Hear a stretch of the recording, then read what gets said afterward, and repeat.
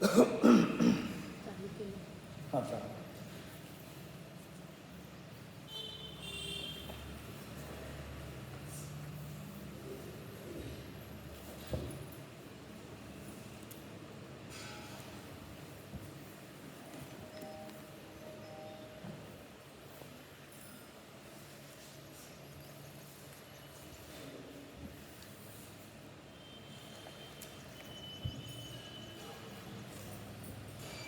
मंगलाचरण.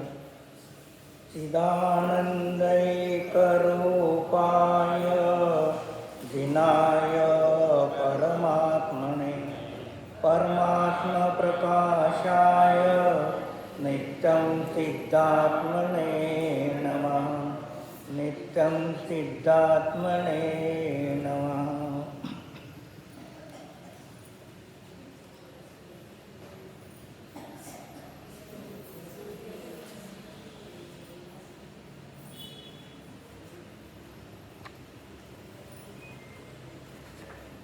पंधरा संपली काल आपले.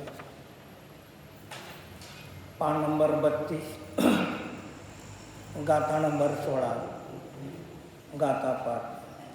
त्योयन वंदिव सिद्ध गौ हरिहर जाई जोजी लक्कु अलक्क दरवी तीरमुनि परम पौसोजी नित हरिहर जाते जिसे त्रैलोक्य वंदित सिद्धगण परमात्मा का मन विरागी बनाती रहो ध्यानधर.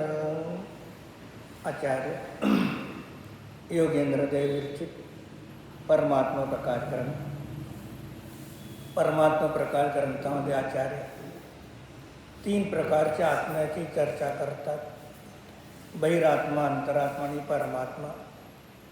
त्यामध्ये बहिरात्म्याचं स्वरूप सांगत असताना तो बहिरात्मा कशा प्रकारे असतो आणि कोणत्या कारणाने बहिरात्मा आहे आणि कोणतं कारण त्याच्यापाशी उत्पन्न नाही म्हणून तो अंतरात्मा अवस्थेला प्राप्त नाही हे सांगत असताना त्या 3 गाथेची अब मुक्ति को प्राप्त हुए केवल ज्ञानादि रूप सिद्ध परमात्मा के व्याख्यान की मुख्यता से 10 दोहा सूत्र कहते हैं.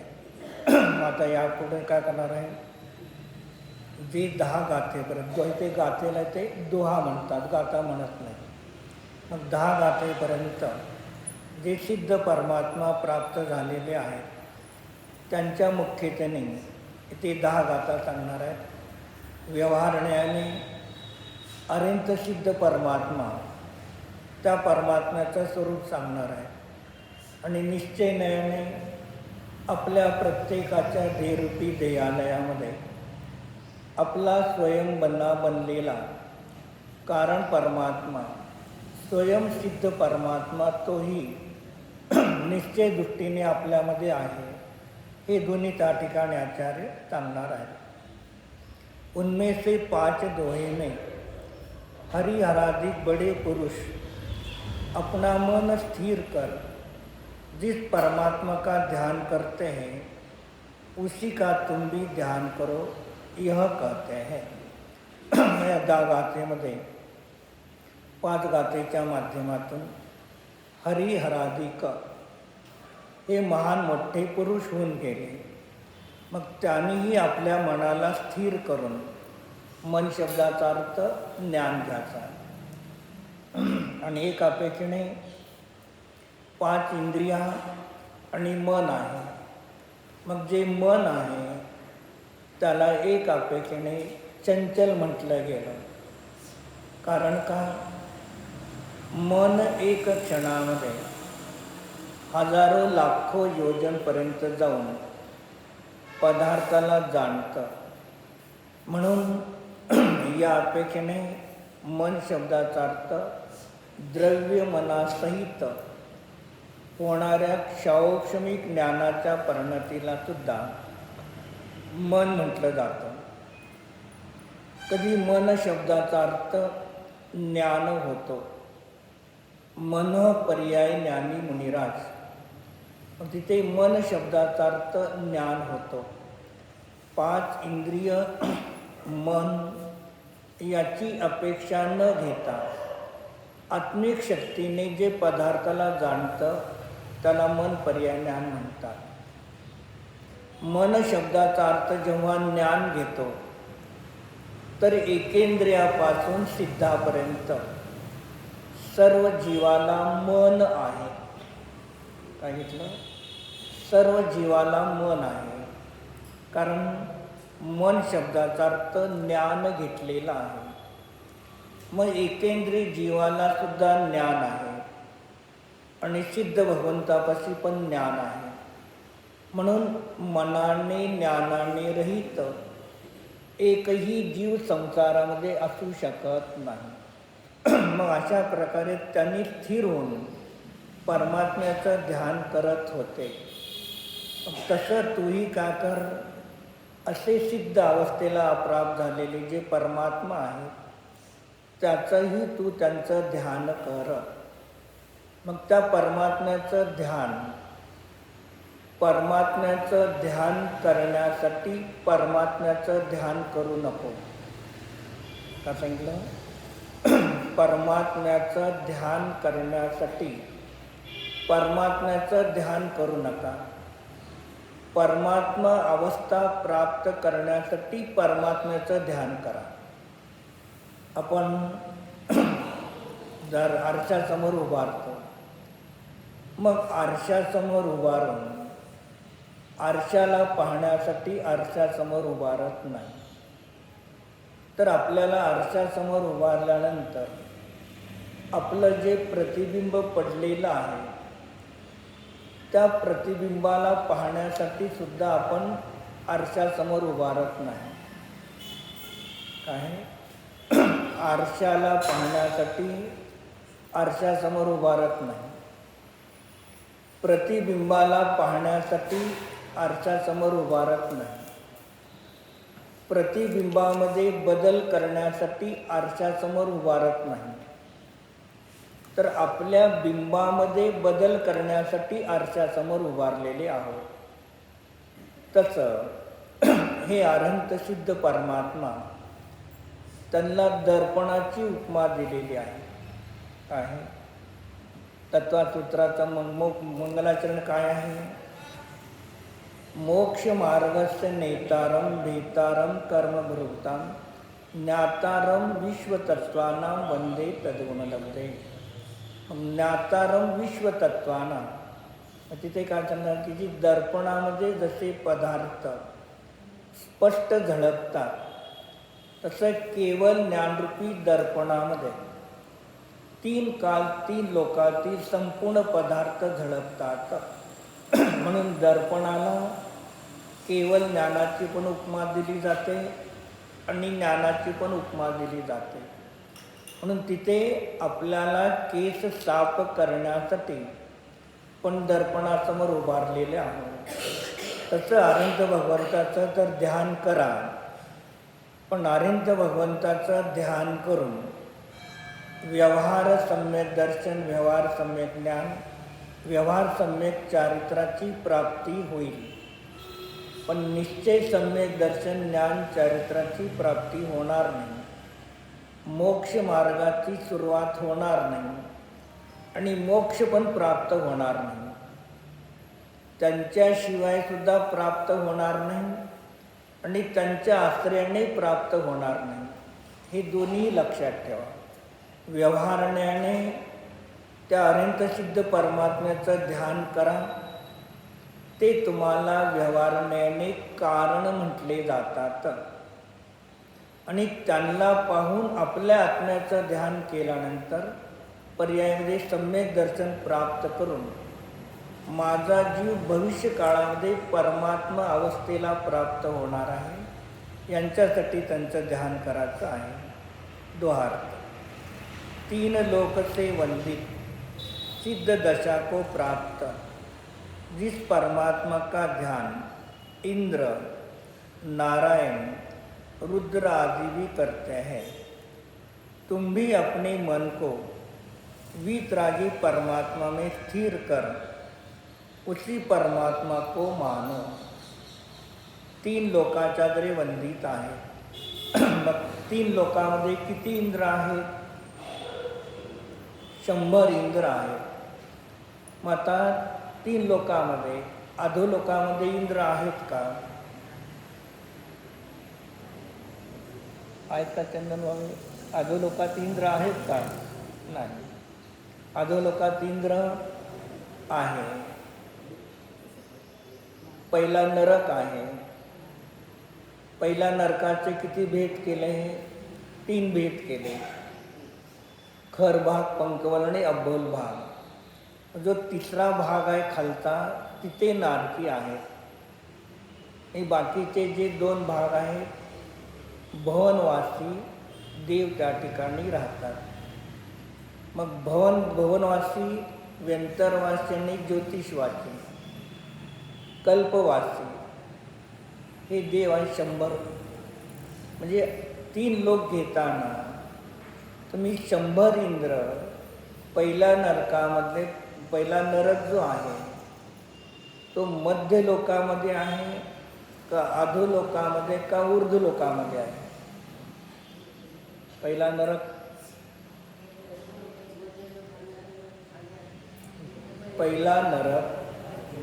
अधोलोकामध्ये आहे. मध्य लोकाची सुरुवात कुठून होते? मेरू पर्वत किती आहे? 1,40,000 योजन एवढा सुमेरू पर्वत आहे.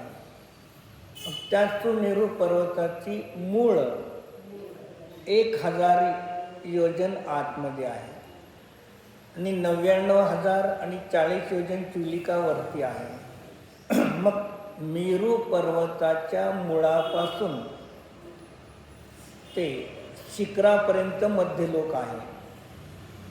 उंचीच्या अपेक्षेने मध्यलोक उंच किती आहे? मेरू पर्वताची जेवढी उंची आहे मुळापासून ते वरतीपर्यंत, उंचीच्या अपेक्षेने एवढा मध्यलोक आहे. आणि तिरपा पसरला तर स्वयंभूरमन समुद्रापर्यंत पसरलेला आहे. म्हणून त्यामध्ये भवनवासी, ज्योतिषवासी आणि व्यंतरवासी या 3 देवाला दुसरं नाव काय आहे? या 3 देवाला दुसरं काय म्हटलं जातं? भवनत्रिक. भवन आणि त्रिक. भवन म्हणजे भवनात राहणारे भवन. त्रिक म्हणजे 3. म्हणजे भवन म्हणजे मध्यलोक. काय म्हटलं? भवन म्हणजे मध्यलोक. मध्यलोकामध्ये जे 3 प्रकारचे देव राहतात त्यांना भवनत्रिक. अधोलोक घ्याच नाही तिथे. मग तिथून काय झालं? या भवनवासी, व्यंतरवासी आणि ज्योतिषवासी या देवांचा संबंध मध्यलोकाशी आहे. अधोलोकाच्या नारकीशी संबंध नाही. ऊर्ध्व स्वर्गातल्या देवाशी संबंध नाही. हे देव तर आहेत, भवनवासी, व्यंतरवासी, ज्योतिषवासी, कल्पवासी देव तर आहेत, पण हे भवनत्रिक देव आहेत. या देवांचा संबंध मध्य लोकाच्या पृथ्वीशी येतो. म्हणून 3 आहेत पण भवनत्रिक. मग यामध्ये जे भवनाच्या खाली राहतात ते भवन, वरती राहतात व्यंतर आणि वाय आणि ज्योतिष्क देव. मग ज्योतिष्क देव किती उंच राहतात पृथ्वीपासून? 790 योजन समतल पृथ्वीपासून ते 110 योजनापर्यंत. पृथ्वीपासून 110, 790 आणि वरती 110. 110 योजनामध्ये ज्योतिष देवाचा संबंध आहे. मग त्यांना ज्योतिषवासी देव का म्हटलं? भवनवासी, व्यंतरवासी, ज्योतिषवासी. मग या ज्योतिषवासी देवांचा संबंध मध्य लोकाची आहे का ऊर्ध्व लोकाची आहे? मध्य लोकाची. मग यांना ज्योतिषवासी का म्हणतात? ज्योतिर म्हणजे प्रकाशक, ज्योतिषवासी. ज्योतिर म्हणजे प्रकाश. या ज्योतिषवासी देवांचे 5 भेद: सूर्य, चंद्र, ग्रह, नक्षत्र आणि तारे. मग यांचा विमानाचाही प्रकाश आहे आणि त्या देवांच्या शरीराचाही प्रकाश आहे, म्हणून त्यांना ज्योतिषवासी म्हणतात. आणि या ज्योतिषवासी देवांचा संबंध मध्य लोकाशीच आहे. मध्य लोकाच्या बाहेर त्यांचा संबंध नाही. मग मध्य लोक कुठेपर्यंत ज्योतिषवासी देव आहेत? ऊर्ध्वच्या अपेक्षेने वरती आहे. मग सुमेरूच्या शिखरापर्यंत का सुमेरू शिखराच्या खाली राहतात?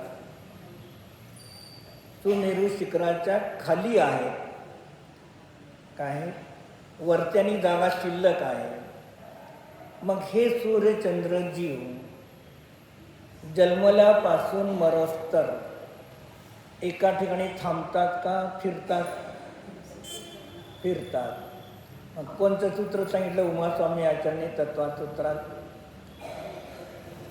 नित्य नृलोके. नित्य नृ म्हणजे मध्य लोक. नित्य मध्य लोकाला जे प्रदक्षिणा देतात, एक क्षण सुद्धा त्यांना थांबायला वेळ नाही. एकदा जन्मले तर मेरूला नित्य प्रदक्षिणा देतात. आयुष्य संपलं तर थांब म्हणलं तरी 1 मिनिट सुद्धा थांबायला त्यांना वेळ नाही. फिरायचं. माझ्यानंतर ज्यांना फिरायचं ना, सगळीकडे फिरत राहावा. ज्योतिषवासीमध्ये जाऊन जन्म आणि फिरा, आयुष्यभर फिरायचंच आहे. कुठे इकडे जायचं, तिकडे जायचं, हे करायचं, ते करायचं. करा. धर्मासाठी फिरा तरी तिथे फिरावंच लागेल तुम्हाला. काय आहे? एक सांगितलं. त्या ज्योतिष देवांचं नाव ज्योतिष आहे. आणि त्यांच्यामध्ये ग्रह, नक्षत्र, तारे, रवी, शनी जे काय आहेत ते आहेत. म्हणून तुम्हाला लोकव्यवहारामध्ये ज्योतिषशास्त्रामध्ये त्या ग्रहांची नावं आहेत. ज्योतिष देवाचे आहेत. ते ज्योतिष का सांगतात? तुमचा शनी आहे, मंगळ आहे, जे काय असेल ते सांगतात. मग त्या ग्रहाच्या ज्योतिष देवाचा आणि तुमचा काय संबंध? काहीच नाही. तुम्ही मनुष्यगतीचे जीव, ते देवगतीचे जीव. मग त्यांचा तुमचा काय संबंध आहे का? मंगळ ग्रह आपल्याला लागतो, शनी लागतो, कोणी लागत नाही. पण एक आपणाला समजून सांगण्यासाठी त्या सगळ्याचं कारण आहे पाप आणि पुण्य. मूळ कारण काय आहे? पाप आणि पुण्य आहे. त्या पापाच्या पुण्याचा उदय असताना तुम्हाला पाप पुण्य दिसत नाही. तुम्ही ग्रहाला मानता म्हणून तुम्हाला त्यांच्या माध्यमातून इथे सांगितलं जातं. पण शेवटी काय आहे? आपल्या पुण्याचा उदय असताना आपल्या केसाला सुद्धा कोण धक्का लावू शकत नाही. आणि आपल्या पापाचा उदय आला तर एक मुंगी सुद्धा मारू शकते. काय? हा सिद्धांत. हत्ती एवढा मोठा, पण त्याच्यात एक मुंगी कानात गेली तर मरतो. मग तसं इथे आचार्य सांगतात की मग तसं मुनी झालो, शुल्लक झालो, ऐलक झालो, ब्रह्मचारी झालो, आणि काय करायला? फिरत एका गावात दुसऱ्या गावात तिसऱ्या फिरतच राहिलो. कुठे एखाद्या ठिकाणी बसून शांत चित्ताने आत्म्याचं ध्यान, मनन, चिंतन, एकाग्रता वाढवण्याचा प्रयत्न केला नाही. आणि फिरण्याचा भाव धर्मोपदेश देण्याचा आहे, परिणाम पुण्याचे आहेत.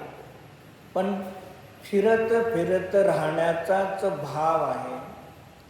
आणि अशा वेळेला आयुचा बंद पडला तर तिथे सांगतात की त्या मुनिराजांना ज्योतिषवाशीमध्ये जाऊन जन्माला गेले. तर फिरा, किती फिराचा फिरा, तुम्हाला थांबायला वेळ, जसं इथे थांबायला वेळ नाही. 2 दिवस 3 दिवस झाले की दुसऱ्या गावाला जा, 2 दिवस झाले की तिसऱ्या गावाला जा, फिरू लागला. तिथे जावा, परत फिरत राहा. भाव काय केले? स्थिर राहण्याचे भाव केले नाही. फिरण्याचा प्रयत्न करू लागला. ज्योतिष वाचन जाऊन फिरा एक सांगितलं. प्रवचनचा अर्थ 3रा चरणाने चुलिका अधिकार आहे. शेवटी त्या ठिकाणी आचार्यांनी सांगितलं, जो कोणी जीव मुनी अवस्था धारण करून आणि मुनी अवस्थेमध्ये श्रावकासाठी, कोणासाठी? श्रावकासाठी ज्योतिषशास्त्र सांगत असेल त्यालाही ज्योतिषवाचीमध्ये जाऊन जन्मावं लागतं. परिणाम काय केले? ज्योतिषशास्त्राचा अभ्यास करण्याला मनाई नाही. ज्योतिषशास्त्र असण्याला तुम्हाला मनाई नाही. पण त्या ज्योतिषशास्त्राचा अभ्यास तुम्हाला तुमची 12 वर्षाची नियम संलेखन आणि यम संलेखना साधण्यासाठी ज्योतिषशास्त्राचा अभ्यास करा, न की दुसऱ्याचे 12 भानगडी करण्यासाठी ज्योतिषाचा अभ्यास करायचा नाही. मग असे जीवसुद्धा मुनी होऊन ज्योतिषशास्त्रामध्ये राहतील दुसऱ्याचं कल्याण करण्यासाठी. त्यांनासुद्धा ज्योतिषवाशीमध्ये जन्मावं लागतं. जे इथे मुनी असून भवनत्रिकमध्ये जन्मताना मिथ्यात्वसहित जन्मावं लागतं. सम्यक दर्शनसहित जाता येत नाही. मग म्हणून इथे आचार्य सांगतात, हे 100 इंद्राच्या आधारे, म्हणजे अधोलोकाच्या अपेक्षेने भवनवासी देव घ्या, यांच्याद्वारे सुद्धा ते कसे आहेत? वंदनीय आहेत. तेही यांचं ध्यान करतात. आणि समोषणमध्ये 12 सभेमध्ये 4 प्रकारचे देव, 4 प्रकारच्या देवी, मनुष्य, तिर्यंच, मुनी आणि आरिका, हे 12 सभा असतात. मग त्या सभेमध्ये सुद्धा भवनवासी, व्यंतरवासी, ज्योतिषवासी, कल्पवासी देव येतात. कितव्या स्वर्गापर्यंत कल्पवासी देव येतात? समोषणमध्ये. कितव्या स्वर्गापर्यंत कल्पवासी देव येतात? देवांचे मूळ 2 भेद झाले. कोणते? कल्पोपन्न आणि कल्पातीत. कल्पोपन्न आणि कल्पातीत हे देवाचे 2 भेद झाले. कल्पोपन्न कुणाला म्हणतात? कल्प आणि उत्पन्न, आणि कल्प आणि आतीत. कल्प म्हणजे जिथे भेद होतात. काय? जिथे भेद होतात त्याला म्हटलं कल्प. भेदाची ज्या ठिकाणी उत्पत्ती होते त्याला कल्पोपन्न देव म्हणतात. इंद्र, सामानिक आदी जे भेद आहेत ना, परिषद, मग एवढे भेद जिथे होतात ते 16व्या स्वर्गापर्यंतच भेद होतात. 16व्या स्वर्गापर्यंत. आणि 16व्या स्वर्गाचे पुढचे सगळे देव कल्पातीत आहेत. तिथे भेद नाही. 16व्या स्वर्गानंतर 9 ग्रवेक, 9 अणुदिश आणि 5 अणुत्तर या ठिकाणचे सर्व देव अहमिंद्र आहेत. तिथे कोण कोणाला ऑर्डर देत नाही. आणि या 16 स्वर्गामध्ये इंद्र, प्रतींद्र असतात. ते बाकीच्या देवाला त्यांनी ऑर्डर सोडतात. मग असे 16व्या स्वर्गापर्यंतचे जीव समोषणमध्ये येतात. त्यामध्ये लौकांतिक देव कधीही येत नाहीत. समोषणमध्ये फक्त तीर्थंकराच्या, दीक्षा कल्याणिकांच्या वेळेला अनुमोदना देण्यासाठी तेवढे येतात. बाकीचे वरचे देव कधीच येत नाहीत. जे अशा प्रकारे एवढे इंद्र नमस्कार करतात. तसं दंडकीचे इंद्र 100, नारायण नारायण कोणाला म्हणणार? नारायण कोण असतात? कृष्ण आणि बलरामामध्ये नारायण प्रतिनारायणच नाही, ते आले.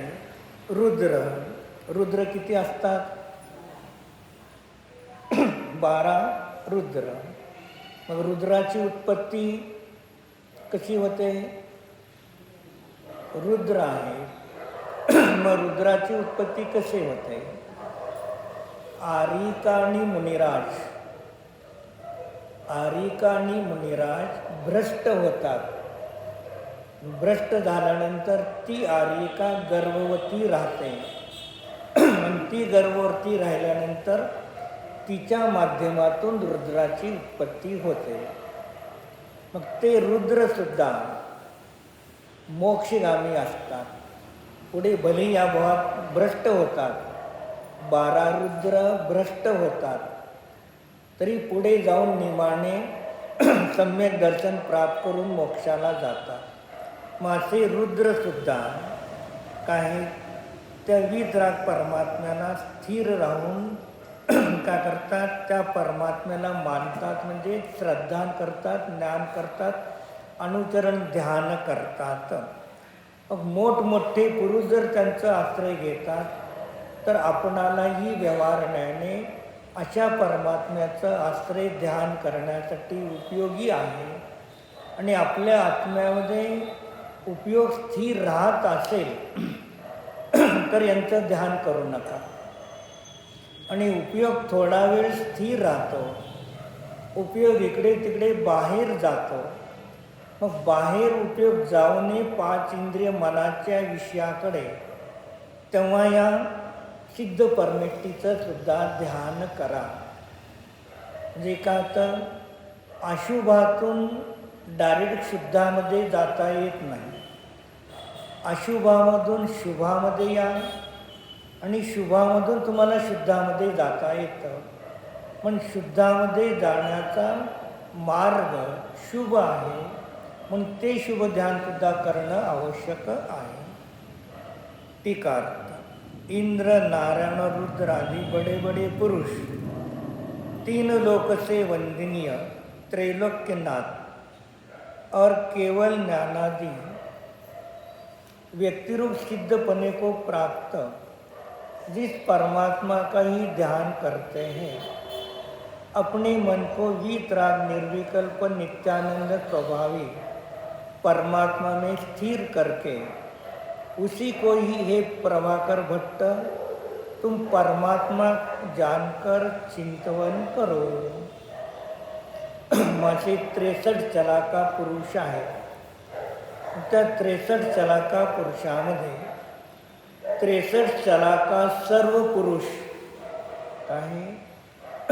तीर्थंकर सुद्धा 63 चलाका पुरुषामध्ये येतात. पण तीर्थंकर गृहस्थ अवस्थेमध्ये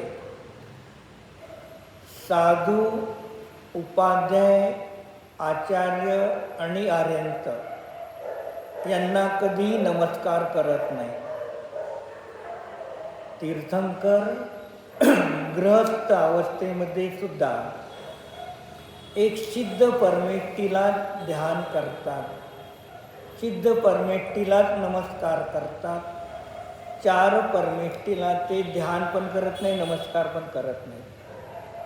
कारण स्वयं तीर्थंकर आहेत आणि तीर्थंकरापेक्षा आचार्य, उपाध्याय, साधू छोटे आहेत. बरी ग्रस्त अवस्थेत आहेत, मुनी दीक्षा घेतली नाही तरी कासंद तीर्थंकर दीक्षा घेताना पंचमुष्टी केश लोच करतात. त्याला काय म्हणतात? ओम नमः सिद्धेभ्यः.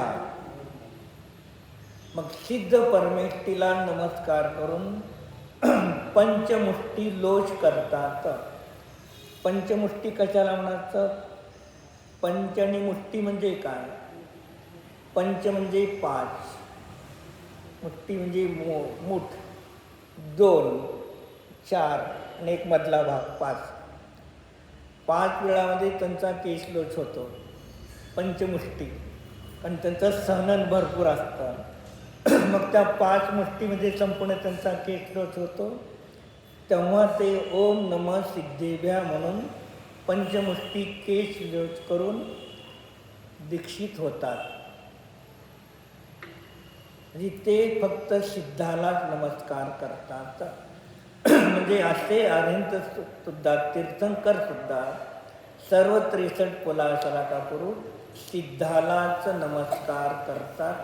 आणि तूही काय कर, अशा परमात्म्याला, परमात्मा तेच परमात्मा आहेत, याला सोडून अन्य कोणीही परमात्मा नाही, हे व्यवहार सम्यक दर्शन, व्यवहार सम्यक ज्ञान, व्यवहार सम्यक चारित्र प्राप्त करण्यासाठी निमित्त कारण आहेत. व्यवहार सम्यक दर्शन, ज्ञान, चारित्र जीवाला प्राप्त होत असताना जे निमित्त आहेत, त्या निमित्ताला व्यवहार सम्यक दर्शन, ज्ञान, चारित्र प्राप्त होत नाही. मग व्यवहार सम्यक दर्शन, ज्ञान, चारित्राचे परिणाम आपले आहेत. आपल्या ज्ञानाची, आपल्या श्रद्धेची, आपल्या चारित्राची जी परिणती आहे ती व्यवहार रत्नत्रय माझ्या आत्म्याचा धर्म आहे. त्याला देव, गुरु, शास्त्र, 6 द्रव्य, 7 तत्व, 9 पदार्थ हे बहिरंगामध्ये निमित्त कारण आहेत. आणि निश्चय सम्यक दर्शन रत्नत्रय तोही माझाच परिणाम आहे. आणि तो निश्चय रत्नत्रय परिणाम उत्पन्न होताना माझा स्वतःचा कारण परमात्मा तो ज्ञानाचा विषय असणार आहे. अन्य जीवाचा कारण परमात्मा ध्यानाचा विषय असणार नाही. मग हे त्या ठिकाणी काय करा, तुम्ही जाणून चिंतन करा. सारांश यह है कि केवल ज्ञानादि रूप उस परमात्मा के समान रागादि रहित अपने शुद्ध आत्मा को पहचानो, वही साक्षात उपादेय है. अन्य सब संकल्प विकल्प त्यागने योग्य है. मग काय सांगितलं, अर्थ किती प्रकारे करायला सांगितला सुरुवातीला? 5 प्रकारे. शब्दार्थ, असे परमात्मा आहेत हे शब्दार्थ सांगितला. नयार्थ, व्यवहारण्याने ते परमात्मा आहेत, व्यवहारण्याने. नयार्थ. मतार्थ, असे असणारे परमात्मा असतात, 8 कर्मांनी रहित. अन्य कोणी परमात्मा असू शकत नाही, छद्मस्त, अल्पज्ञ, सरागी. मतार्थ सांगितला. भावार्थ, आगमार्थ, जिनागमामध्ये अशा जीवाला परमात्मा म्हणतात, हे आगमार्थ. आणि भावार्थ काय सांगितलं? ते परमात्म्यांचं जसं स्वरूप आहे तसंच माझ्या देहरूपी देहालयामध्ये माझा स्वतःचा परमात्मा त्यांच्यासारखा आहे. मग त्यांच्यासारखा आहे, सोहम. काय म्हणतो? सोहम. मग यालाच काय म्हणलं तर सादृश्य प्रत्यभिज्ञान. त्यांच्यासारखी माझी साडी आहे, त्यांच्यासारखा माझा ड्रेस आहे.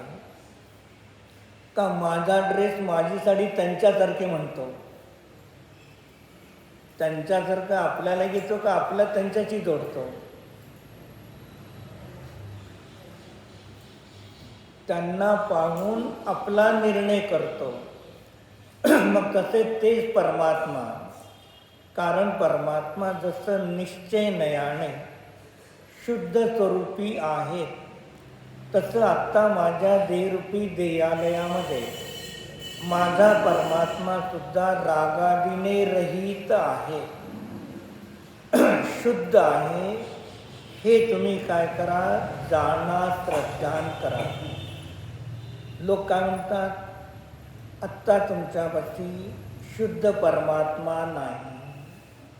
ते आचार्य सांगतात, शुद्ध परमात्मा तुमच्यापाशी आत्ता आहे, हे जाणा, श्रद्धान करा आणि अनुभव करा. आचार्य सांगतात. आणि येणारे लोक काय सांगतात? तुमच्यापाशी शुद्ध आत्मा नाही, तुम्ही रागी आहात, द्वेषी आहात, मोही आहात, संसारी आहात, परिवार कुटुंबाने सहित आहे. मग तुम्ही वीतरागी कुठे आहात? तुम्ही सरागी आहात. आणि आम्ही मुनी झालो, परिग्रहाचा त्याग केला, आम्ही वीतरागी आहात. ठीक आहे, ग्रस्त जीव आहे, रागद्वेष आहे, संसार परिग्रह आहे, या अपेक्षेने तो पर्यार्थिक ज्ञाने सरागी आहे. आणि तुम्ही मुनी सर्वसंग परिग्रह त्याग केला म्हणून तुम्ही वीतरागी आहात. व्यवहार दृष्टीने सरागी आणि वीतरागी ही अवस्था आहे. परद्रव्याचा संयोग आणि परद्रव्याच्या संयोगाचा अभाव, याच्यामुळे सरागी आणि वीतरागी आहेत का? आहे. व्यवहाराने आहे. पण आत्म्याचा स्वभाव ना सरागी ना वीतरागी आहे. आत्म्याचा स्वभाव ज्ञान, दर्शन, चारित्र, आनंद, सुख, वीर्य इत्यादी अनंत गुणांनी युक्त अनादि अनिधन निश्चयने प्रत्येक आत्मा शुद्ध स्वरूपी आहे. काय सांगितलं जातं?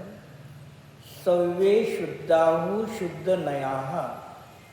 शुद्ध नयाने निगोदापासून सिद्धापर्यंत सर्व जीव शुद्ध आहेत. मग याचा अर्थ काय आहे? शुद्ध होण्याची शक्ती आहे असं नाही.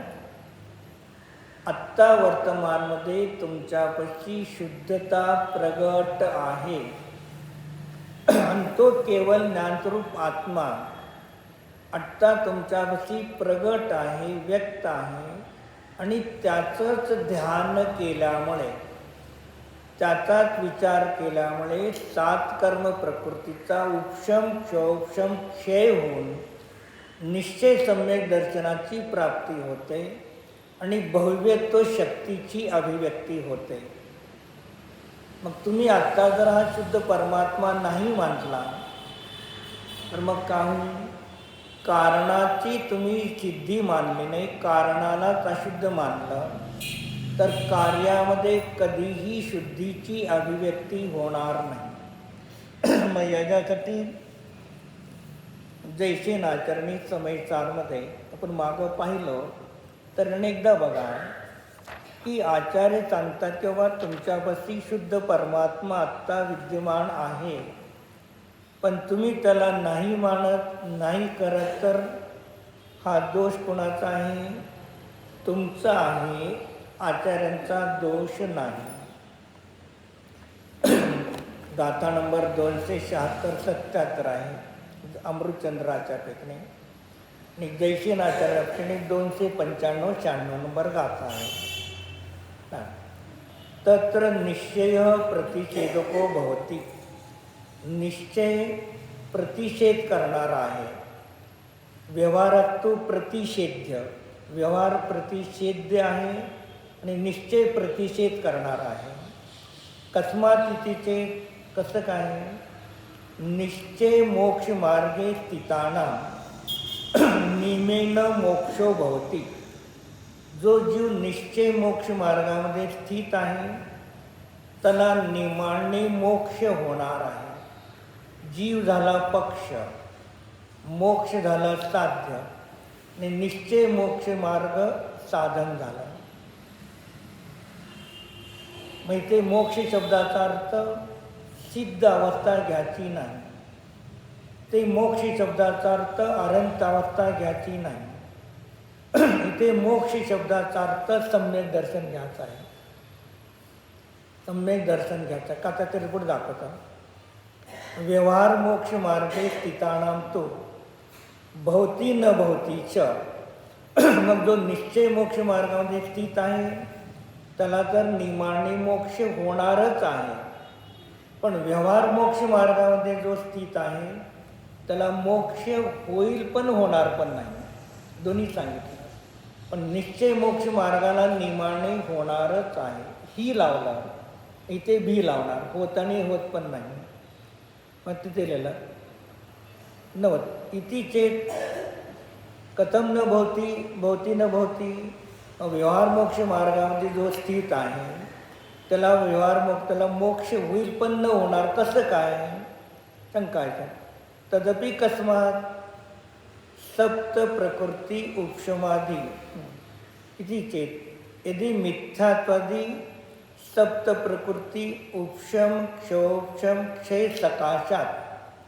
मग 7 कर्म प्रकृतीचा उपशम क्षोक्षम क्षय झाला असताना मग तो झाला असताना क्षोक्षम सकाशात शुद्ध आत्मानं उपादेन कृत्वा वर्तते. जे स्वतःच्या शुद्ध बुद्धे स्वरूप आत्म्याला विषय करून आपल्या शुद्ध आत्म्याला परमात्म्याला जाणतो तेव्हा 7 कर्म प्रकृतीचा उपशम क्षोक्षम क्षय होतो. मग म्हणजे काय सांगितलं, स्वतःचा शुद्ध परमात्मा त्याच्या ध्यानाने 7 कर्म प्रकृतीचा उपशम क्षोक्षम क्षय होतो. मग 7 कर्म प्रकृतीच्या उपशम क्षोक्षम क्षयाने मोक्ष होतो. कारण अवस्था प्रगट होतं का 7वं गुणस्थान प्रगट होतं का 5वं गुणस्थान प्रगट होतं का 4थं कोणतं प्रगट होतं. 7 कर्म प्रकृतीच्या अभावामुळे सिद्ध अवस्था प्राप्त होते का अनंत अवस्था प्राप्त होते का 7वं गुणस्थान प्राप्त होतं का 5वं गुणस्थान प्राप्त होतं का 4थं गुणस्थान 4थं गुणस्थान. कारण 7 कर्म प्रकृतीच्या उपशम क्षोक्षम क्षयामुळे 4थ्या गुणस्थानाची उत्पत्ती होते. अनंतानुबंधी क्रोध मान माया लोभ हे 4 चारित्र होण्याचे, दर्शन होण्याचे, मिथ्यात्व सम्यक प्रकृती अशा 7 प्रकृतीच्या उपशमामुळे औक्षमिक सम्यक दर्शन प्राप्त होतं, क्षौक्षम सम्यक दर्शन प्राप्त होतं आणि क्षायिक सम्यक दर्शन प्राप्त होतं. मग उपशम क्षौक्षम क्षय या 3 प्रकारच्या सम्यक्ताच्या प्राप्तीसाठी देशव्रत पाहिजे का महाव्रत पाहिजे, काय लागतं. देशव्रत महाव्रताची आवश्यकता नाही. म्हणजे सम्यक दर्शनाच्या प्राप्तीसाठी चारित्राची आवश्यकता नाही हे पहिले निश्चित करा. पण सांगितलं काय जातं, तुम्हाला निश्चय सम्यक दर्शन जर प्राप्त करायचं असेल तर चारित्र असल्याशिवाय निश्चय सम्यक दर्शन प्राप्त होत नाही. विपरीत ज्ञान, विपरीत श्रद्धा, विपरीत कथन. कारण जिनागम समोर ठेवून जिनवाणीचं अध्ययन करून खऱ्या देवगुरु शास्त्राला समोर ठेवून तुम्ही जनवाणी सांगू लागला, जिनवाणी सांगत नाही. एक गोष्ट, तुम्हाला 6 सामान्य गुणामध्ये अगुरु लघुगुण समजला नाही. काय अगुरु लघुगुण समजला नाही. पण एक द्रव्य दुसऱ्या द्रव्य रूप होत नाही. एक द्रव्यातला एक गुण दुसऱ्या गुणरूप होत नाही. त्या द्रव्यातली एक गुणाची पर्याय दुसऱ्या गुणाचा पर्याय रूप होत नाही. हे सिद्धांत आहे. आणि तुम्ही काय सांगू लागला, महाव्रत संयम धारण केला, जे बहिरंग चारित्र धारण केलं. बहिरंग संयम धारण केल्यामुळे निश्चय सम्यक दर्शन होतं. तुम्ही काय लागला, एक द्रव्याच्या 2 गुणाच्या पर्यायामध्ये कर्ता कर्म संबंध मानू लागला. कुंद आचार्य कर्ता कर्म अधिकारामध्ये सांगतात, विक्रियावादी आहे. एक द्रव्य आपलीही क्रिया करत आहे ते द्रव्य दुसऱ्या द्रव्याची पण क्रिया करतो, द्विक्रियावादी. चारित्र गुण आपलीही वीतराग परिणती करत आहे आणि तो चारित्र गुण श्रद्धेमध्ये सम्यकपणा आणत आहे. मग काय केलं तुम्ही? एक द्रव्याच्या दोन गुणामध्ये कर्ता कर्म संबंध मानला. मग तिथे जयसेनाचार्य अमृतचंद्र कुंद गाते सांगतात, जो जीव एक द्रव्य दोन द्रव्याचा कर्ता मानतो तो जिनमताच्या बाहेर आहे.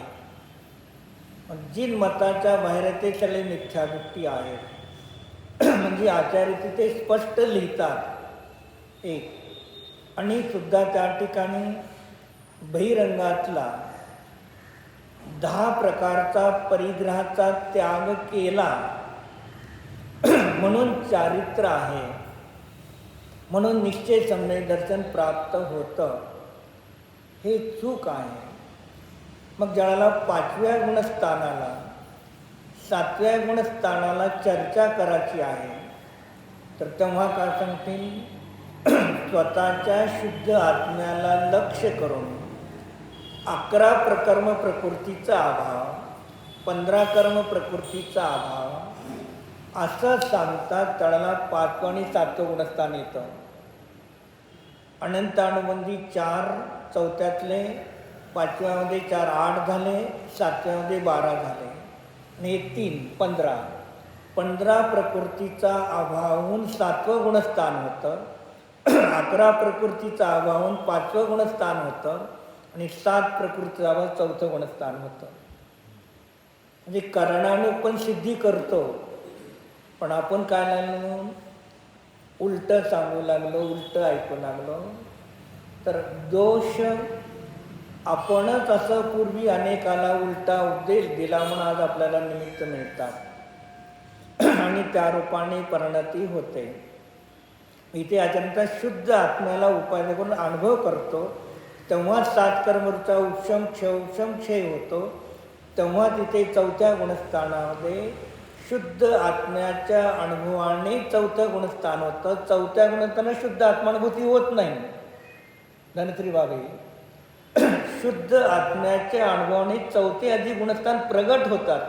गुणस्थानात अनुभूती होत नसते. अनुभव झाल्यानंतर गुणस्थान प्रगट होत असतात. मग ज्याच्यापाशी बहिरंगामध्ये उरत नाही तो 4थ्या गुणस्थानाला प्राप्त होईल. 7 प्रकृती. जो प्रतिमाधारी आहे तो 5व्या गुणस्थान, तर 11 प्रकृतीचा अभाव होईल. आणि 7व्या गुणस्थान मुनी असेल तर त्याच्या 15 प्रकृतीचा अभाव होतो. तर इथे आचरणी 7 कर्म प्रकृती दिले, 11 किंवा 15 प्रकृती दिलेल्या नाहीत. मग असा जो अनुभव करतो त्याला मोक्ष प्राप्त होतं, म्हणजे सम्यक दर्शन प्राप्त होतं. 7 कर्म प्रकृती जोपर्यंत त्याच्यापाशी सम्यक दर्शन आहे तोपर्यंत त्या प्रकृती त्याला बंद करत नाहीत. त्या अपेक्षेने मोक्ष आहे आणि बाकीच्या प्रकृती बंद आहे. पुढे सांगितलं, यदि पुन्हा सप्त प्रकृती उपशमादी अभावे, मग ज्याला 7 कर्म प्रकृतीचा उपशम क्षय झाला नाही त्याचं कारण वय शुद्ध आत्मानं उपादेन कृत्वा न वर्तते तदा मोक्षो न भवती. मग ज्याला 7 प्रकृतीचा उपशम क्षय का झाला नाही? तर स्वतःच्या शुद्ध आत्म्याला उपादेय करून स्वतःच्या शुद्ध आत्म्याचं ध्यान करत नाही, अनुभव करत नाही, म्हणून त्याला 7 कर्मचा उपशम क्षय झालेला नाही. तदपि कस्मात, मग तेही कशामुळे सांगितलं विचारलं. सप्त प्रकृती उपशमादी अभावे सती, म्हणजे 7 प्रकृतीच्या उपशमादी न झाला नसताना का झालं नाही? अनंत ज्ञानादी गुणस्वरूप आत्मानं उपादेन कृत्वा न वर्तते न श्रद्धते यथा कारणात. म्हणजे स्वतःच्या अनंत ज्ञानादी गुणस्वरूप जो कारण परमात्मा आहे त्याला उपादेय करून ध्यान करत नाही, विचार करत नाही, श्रद्धा करत नाही, अनुचरण करत नाही, म्हणून त्याला व्यवहारामध्ये असून सुद्धा त्याला मोक्ष होत नाही. यश पुन्हा पूर्वोक्त. मग जो व्यवहारामध्ये पण अनुभव करतो मग तोच व्यवहाराला मोक्ष कसा होईल? यदि पुन्हा पूर्वोक्त शुद्ध आत्मा स्वरूपम उपादेय नास्ति तस्य सप्त प्रकृती उपशमादिकम न विद्यते इति ज्ञातो मिथ्या दृष्टी असो. मग जो स्वतःच्या शुद्ध आत्म्याला उपादेय करून ध्यान करत नाही, अनुभव करत नाही, व्यवहारामध्येच राहतो, अशा व्यवहारामध्ये असणाऱ्या जीवाला मोक्ष होत नाही. आणि जो व्यवहारातून निश्चय स्वरूप आत्म्याला येईल त्याला त्या ठिकाणी प्राप्त होईल. यस्य पुन्हा पूर्वोक्त तेन कारणेन अभव्य जीवस्य मिथ्यात्वादी सप्त प्रकृती उपशमादिकम कदाचितपि न संभवती ती भावार्थ. मग अभव्य जीव कधी शुद्ध आत्म्याला जाणतं ते सात्र उपशम क्षौक्षम क्षय होत नाही. आणि भव्य जीव जरी असेल तर तो स्वतःच्या शुद्ध आत्म्याला उपादेय करून अनुभव करणार नाही, जाणणार नाही, तोपर्यंत त्याच्या भव्यत्व शक्तीची अभिव्यक्ती होणार नाही. भव्य आहे पण सम्यक दर्शनाची प्राप्ती, सात्प्रचा उपशम क्षौक्षम क्षय, आणि तो स्वतःच्या शुद्ध आत्म्याच्या ध्यानाने होतो. म्हणजे इथे आचार्य एवढं स्पष्ट लिहितात, दाखवा म्हणतात, दाखवलं तरी म्हणतात मानाला तयार नाही. काय करणार तुम्ही आता? दाखवा, हे दाखवलंच अर्थ. ते 7 प्रकृती लिहिले, शुद्ध आत्मा लिहिले, तुम्ही मानता, ठीक आहे. आपल्याला काय करायचं? तुम्ही विचारला, वाटलं दाखवा, दाखवलं, मान्य करा न करा तुमच्यावरती अवलंबून आहे. तुम्ही आचार्य काय म्हणतात? तुम्ही कुणाकडून दीक्षा घेतली त्याला काही महत्त्व नाही, कुणाच्या संगत राहता त्याला काही महत्त्व नाही. काय कुणाकडून दीक्षा घेतली, कुणाच्या संघात राहता, कुणासंगत राहता, कुणाकडून शिकता त्याला काहीही किंमत जिनागमामध्ये नाही. मारीची आदिनाथपाशी राहत होता, आदिनाथाचा शिष्य होता, का उपयोग आहे? तुम्ही कोणापाशी दीक्षा घ्या, दीक्षा घ्या, दीक्षाला गुरु करा, राहावा, शिका, इथे कोणालाही बंदी नाही. पण मी गुरुने सांगितलेलं मी तेच मानणार, मी या संघामध्ये मी श्रेष्ठ आहे. मी काल पक्षपाती वा व्यक्तीचा पक्ष घ्यायला, वस्तू स्वरूपाचा पक्ष घ्या. आज कोण म्हणतो का मी महावीराचा शिष्य आहे, मी महावीराच्या परंपरेमधला आहे? प्रत्येकजण ज्यांनी ज्याच्या ठीक आहे व्यवहाराने ज्याच्या दीक्षा घेतली त्यांचे तुम्ही शिष्य आहेत, ते तुमचे आचार्य आहेत. पण आज तीर्थ भगवान महावीराचं चालू आहे. तुम्ही भगवान महावीराचे अनुयायी माना पहिले, मग नंतर कोणाला मानाचं माना. मग काय करलं? आम्ही यांच्याकडे राहतो, यांचे शिष्य आहे म्हणून आम्ही मोठे आहेत. तुम्हाला काही जिनागम किंमत देत नाही, देव गुरु शास्त्र तुम्हाला मानत नाही. काय सांगितलं? आगम चक्षु चाहू. आज तुम्हाला आगम जे सांगतं ते आगमाच्या द्वारे तुमच्या स्वतःच्या बुद्धीच्याद्वारे घासून घेऊन तुम्ही स्वतः निर्णय करा. कुंद पहिले काय सांगतात? केवली तृत केवलीच्या द्वारे सांगितलेला मी आत्मा सांगेन. पहिले त्यांना मोठ्याला समोर साक्षी केलं, पण 5 नंबर गाते सांगतात मी एकच विभक्त आत्मा, मी जो वैभवाने जाणलेला तो मी तुम्हाला सांगेन. इथे कोणाचा आहे? स्वतः प्रामाण्य, परता प्रामाण्य नाही. म्हणजे असं आगमत त्याचा तुम्हाला 11-15 प्रकृती आहेत ना, एका गाथेमध्ये आहेत, 170 का 71, ते काढून तुम्हाला दाखवतो. तिथे 7 प्रकृती घेताना 4थंच गुणस्थान येतं, बाकीचे वरचे गुणस्थान येत नाही. आणि 5वं 7वं येताना मग तिथे आचार्य सांगतात 11 प्रकृतीचा उपशम, 15 प्रकृतीचा उपशम, मग जेव्हा 11 आणि 15 प्रकृती येतात तेव्हा 5 आणि 7व्या गुणस्थानाची योग तयार होतं. जिथे 7 येतं तिथे 4थ्या गुणस्थानाचीच आहे, 5व्या 7व्याची चर्चा नाही. एवढं आगम स्पष्ट सांगत असताना जैसे नारदाची टीका कोणीही वाचत नाही. अमृतचंद्र आणि कुंदकुंदाच्या गाथा आणि कुंदकुंदांच्या गाथेमध्ये आम्हाला शब्द दाखवा. कुंदकुंदाने 4थ्या गुणस्थानात शुद्ध आत्मानुभव होतो किंवा शुद्ध आत्मानुभूतीने 4थं गुणस्थान होतं असं कुंदकुंदाच्या गाथेत दाखवा. त्याला न्याय ग्रंथातून तर वैयाकरण शब्दमलेंच काय म्हणलं जातं त्याला, शब्दमलेंच. शब्दाला पकडून बसला, भावाला पकडत नाही तुम्ही. आचार्य भावार्थ सांगतात प्रत्येक ठिकाणी. म्हणून सगळ्याकडून ऐका, सगळ्यापाशी जावा, सगळ्यापाशी वैयावृत्ती करा, पण आपली श्रद्धा आपलं ज्ञान आपल्यापाशी ठेवून करा. एखादा व्यक्ती ऑपरेशन करायचं, आपल्याला डोळ्याचं ऑपरेशन करायचं आहे, त्या डॉक्टरला व्यवस्थिशीर माहीत नाही, जाऊन ऑपरेशन करतो का? ज्या डॉक्टरला माहीत नाही व्यवस्थिशीर जाऊन ऑपरेशन करतो का? का बिघडेलं तर तसं तुमचं ऑपरेशन करण्यासाठी डॉक्टर व्यवस्थिशीर हुडका. व्यवस्थिशीर डॉक्टर करून जर केलं तर आपलंच व्यवस्थिशीर आहे.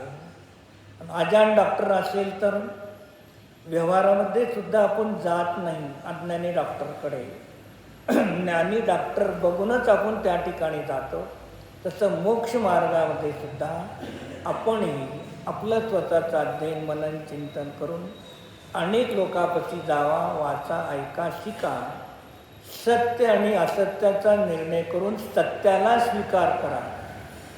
आणि असत्य असेल, असत्य ठेवून सत्य घेऊन निघून जावा, तर आपलं त्या ठिकाणी कल्याण आहे. म्हणून इथे आचार्याने सांगितलं की शेवटी सारांशामध्ये स्वतःचा आत्माच उपाधी आहे आणि तो संकल्प विकल्पाने त्यागणे ज्यामध्ये त्या आत्म्यामध्ये ते सुद्धा संकल्प विकल्प स्वभावामध्ये नाही आणि स्वभावाने निर्विकल्प आहे. अशा आत्म्याच्या ध्यानामुळे तुम्हाला मोक्ष मार्गाची सुरुवातून निर्वाणाची प्राप्ती भविष्यकाळामध्ये निर्माणे होणार आहेच. हो.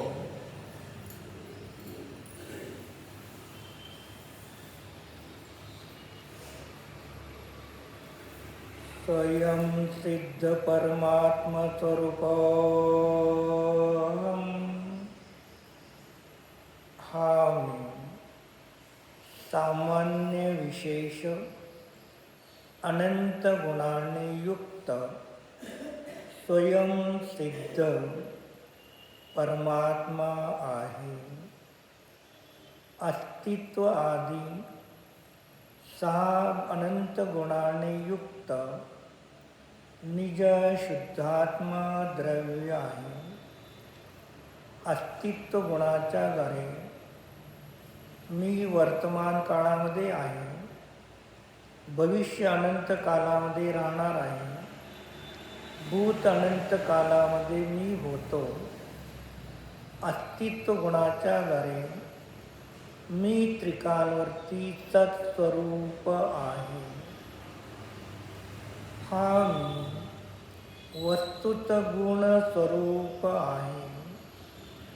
वस्तुत्व गुणाच्या द्वारे प्रत्येक द्रव्य आपली आपली प्रयोजनभूत क्रिया करतो. तसं वस्तुत्व गुणाच्या द्वारे मी जाणणे पाहणे मात्र माझ्याच द्रव्याची क्रिया करणार आहे, अन्य द्रव्याची क्रिया करणारा नाही. हा मी द्रव्यत गुण स्वरूप आहे. द्रव्यत गुण प्रतिसमयाला परिणमन होत असताना द्रव्य नित्य शाश्वत आहे. तसं माझ्यामध्ये एक विचार येतात, नष्ट होतात, तरी जाणणारा मी आत्मा नष्टही होत नाही, उत्पन्नही होत नाही. प्रमेयत्व स्वभाव स्वरूप आहे. मी माझ्या ज्ञानाच्या द्वारे परमेत्व गुणाच्या द्वारे जाणवीत येणारा आहे. हा मी प्रदेशत्व गुण स्वरूप आहे. नियत चैतन्य अमूर्तिक असंख्यात प्रदेशी शुद्धात्म द्रव्य आहे. हा मी अगुरुलघु गुणवान आहे. माझे द्रव्य, माझे अनंत गुण, माझ्या त्रिकालवर्ती अनंत पर्याय, अनंत अनंत अविभाग प्रतिच्छेदोंचा समूह, अनंत अनंत षड्गुण हानी वृद्धी माझ्या द्रव्यातून कधीही बाहेर जाणार नाही आणि अन्य द्रव्याच्या द्रव्यगुण पर्यायाला मी कधीही ग्रहण करणारा नाही. असा अनादि अनिधन शुद्ध उपयोग मात्र निज शुद्धात्म द्रव्य आहे. आहे आहे आहे.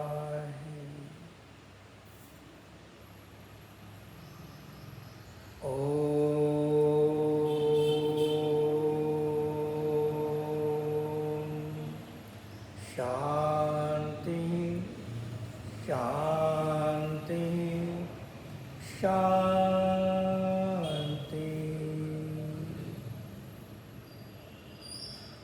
विसर्ज.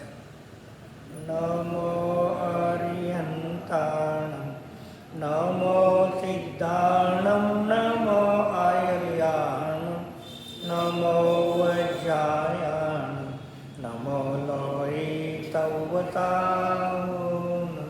नमो अरिहंताणं, नमो सिद्धाणं, नमो आयर्याणं, नमो वज्रायाणं, नमो लोहितवतां, नमो अरिहंताणं, नमो सिद्धाणं, नमो आयर्याणं, नमो वज्रायाणं, नमो लोहितवतां.